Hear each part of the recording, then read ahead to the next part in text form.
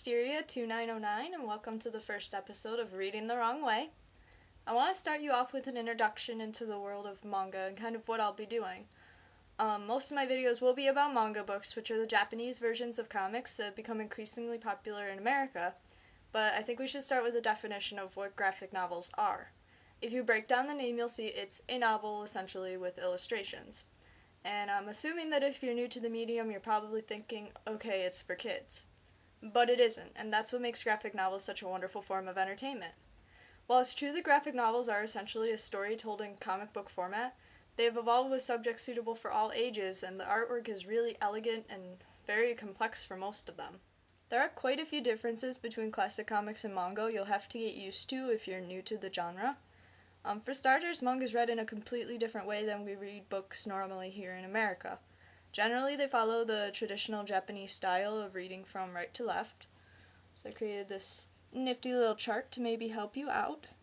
So you're going to read the pages from right to left, and the panels, you're going to start with the top right one, and you're just going to keep going to the left every single time you go down a panel.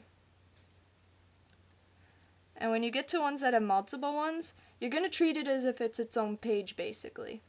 So you would read this one first, and then the second one, and this one, 1, 2, 3. And you just keep going and then flip the page. Another thing you'll probably have to get used to are a few style differences.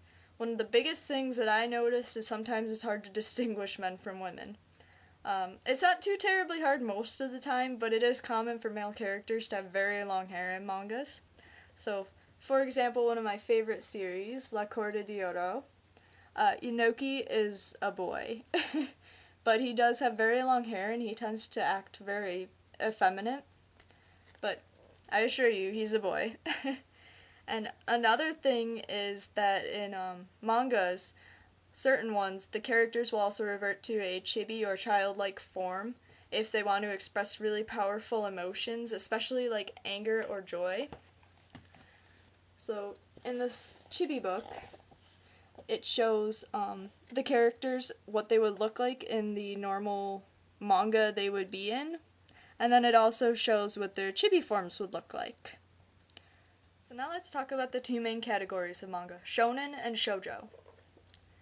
Shonen manga have boys as the target audience with muscular men, lots of fighting, and generally no emotions expressed. It's punch first, think later. Okay, that may be an exaggeration, but sometimes it's true. Shoujo manga target girls, and almost always focus on relationships or friendship, and generally have magic or some sort of more educational element in it, such as music or books. It's all about emotions. Now, it isn't set in stone that girls have to read shoujo and boys have to read shonen. There's a lot of crossover. Most of my favorite series that you'll see in these reviews would be classified as shonen, but I also read a lot that are shoujo. It's all about personal preference. Now, I've learned that graphic novels are not only fun and artistic, but are also an essential tool, and not a lot of people see them as that. They think, oh, they're just comics, they're just for fun, you read them whenever you want, but they can actually be used as teaching tools in libraries and schools. So let me give you a few examples. Here's my nifty little pie chart, and you'll see that 65% of people are actually visual learners. That means that they need some kind of graphic or illustration to help them learn, myself included. Give me a word problem in math, I won't have a clue what you're asking me for. Tell me to analyze a piece of artwork, I'll read it like a book. The same's true of readers. Some readers can't picture the images that the words are trying to convey. Graphic novels can provide those images that the readers need.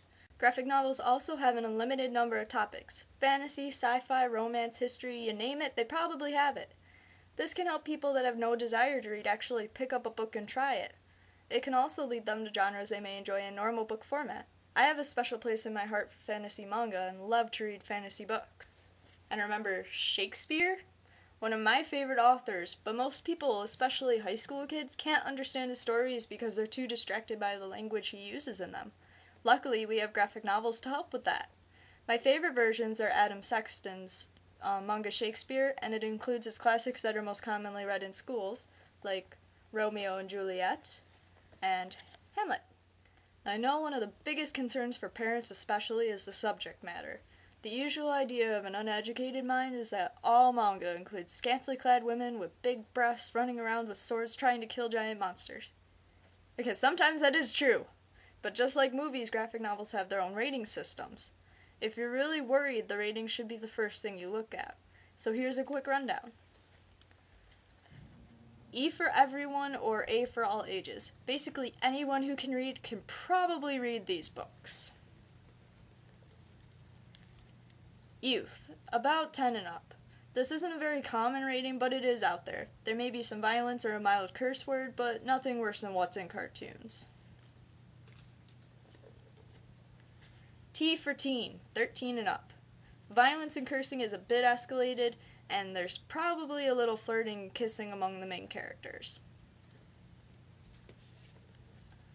OT, older teen, 16 and up. But really, I'd say this is more a personal preference level. The violence can get really bloody, and there's probably one character with a serious cursing problem, and there might be some sexual encounters. Best way to avoid any of these worries is to preview the book before getting into it. M for mature, 18 and up, but again another personal decision. These are the books parents are most afraid of. But what they don't realize is that graphic novels are made for all age groups. These would be, of course, strictly for adults. The violence can be very graphic, you may see some major curse words, and there may be sexual acts. And yes, this is also the category where the well-endowed women make a much more frequent appearance.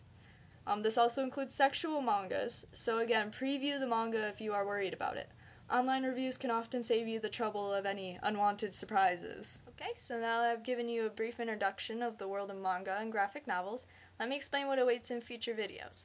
I'm an avid manga collector. Any series I pick up and enjoy, I collect, unless of course I can get it from a library.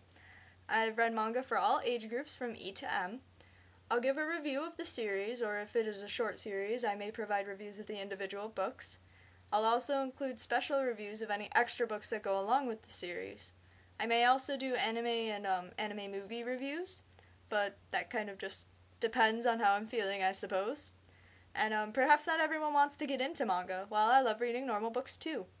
And I tend to read series that don't really have a huge fan base, so I'll try to introduce you to some hidden gems I've come across from time to time. So that's it for my first video. Subscribe if you like this one and want to see future ones, and comment if you have any suggestions. I can't guarantee I can get my hands on a lot of titles, but I will try to focus on children and teen manga. Hope to see you next time. When I was given freedom, all I did was play. When I turned back, there was nothing to say. You closed your doors before I could open mine.